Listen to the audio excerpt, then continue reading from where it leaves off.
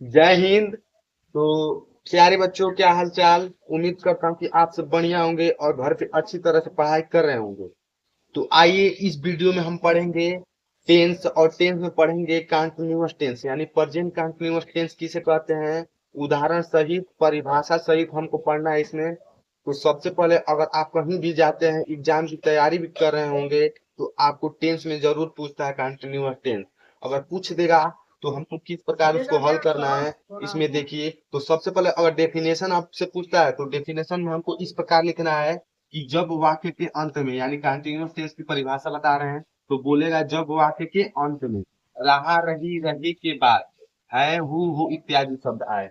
क्या बोल रहा है? वाक्य के अंत में। जैसे वाक्य के अंत में देखिए, वाक्य के अंत में क्या है? रहा। अब रहा के बाद क्या आया है? इसमें देखिए रहे, रहे के बाद क्या आया है? हो। इसमें देखिए रहे, रहे के बाद है। इसमें देखिए रही के बाद है। यानी कोई भी वाक्य में रहा, रहे, रहे के बाद है, हूँ, हो की मात्रा आपको अगर दिखाई दे रहा है, तो आपको समझ जाना है कि वो हमारा प्रेजेंट कंटिन्यूअस टेंस होगा। उसे प्रेजेंट कंटिन्यूअस टेंस कहते हैं। तथा क्रिया में आईएनजी का प्रयोग किया जाता है। इस टेंस में हमारी जो क्रिया होती है उसमें हम आईएनजी का प्रयोग करते हैं।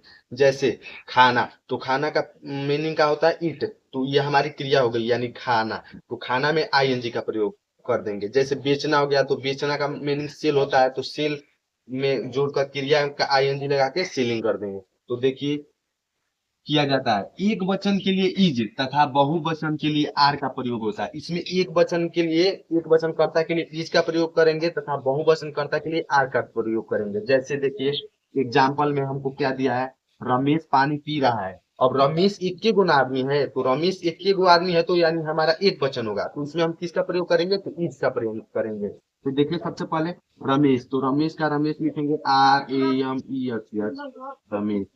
पानी पी रहा है, तो रमेश एक वचन है तो इज। अब पानी पीना, पानी पीना एक में है, तो रमेश इज। अब पीना यानी क्रिया में हमारा क्या लगेगा? आईएनजी। तो ड्रिंक होगा, ड्रिंक मतलब पीना। अब क्रिया में बोलना है आईएनजी, ड्रिंकिंग हो गया। अब पानी का वाटर, ड्रिंकिंग वाटर। अब हो गया। अब देखिए दूसरा क्या दिया है? सीता घर जा रही है। तो सीता एक वचन है कि बहुवचन? एक वचन। सीता एक ही न लड़की है, तो एक वचन लेंगे। तो सीता, तो सीता का सीता लिखेंगे, एक वचन है तो इज। तो सीता इज। अब कहाँ जा रही है? तो घर जा रही है। तो जाना का क्या होता है? गो। अब क्रिया में क्या लगाएंगे? तो आईएनजी, तो गोइंग हो जाएगा, गोइंग टू। घर का हाउस, गोइंग टू हाउस।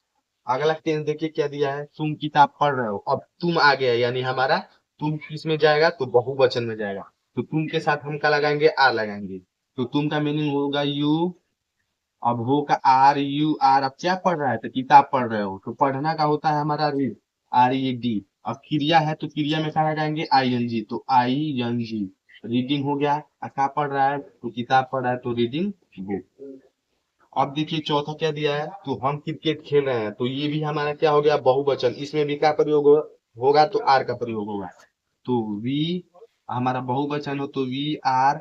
क्या खेल रहा है? तो क्रिकेट खेल रहा है। तो खेलना का होता है हमारा प्ले। अब क्रिया है तो क्रिया में आईएनजी लगा देंगे, प्लेइंग हो जाएगा। क्रिकेट का क्रिकेट।